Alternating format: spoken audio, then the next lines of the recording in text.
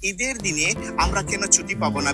একজন শ্রমিককে সেই ঈদের ছুটিটা পেতে পারে। পাশাপাশি আরেকটা বিষয়, আমরা শুধু মুসলমান হয়ে আমরা শুধু ঈদেরটা বলছি না, অন্যান্য ধর্মের যারা জাতিসত্তার মানুষ এই এই ব্রিটেনের সৌন্দর্য আছে তাদেরও উৎসবের দিনে আমরা যেন ছুটিটা তারা পায় সেই বিষয়ে আমরা সম্পৃক্ত করে এই আন্দোলন করছি।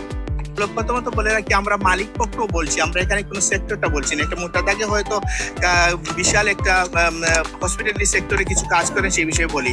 আমরা মালিক পক্ষের যাদেরকে বলেছেন, আমরা সংগঠনের নামটা এইভাবে বলা ঠিক না। প্রতিটা সংগঠনই আমরা তাদের ভিডিও বক্তব্য নিয়েছি, আমরা এমনিতেও বক্তব্য নিয়েছি এবং এই বক্তব্যগুলো আমরা দীর্ঘদিন থেকে প্রচার করে আসছি। এগুলো ইউটিউবে আছে এবং সামাজিক সব জায়গায় যোগাযোগে আছে।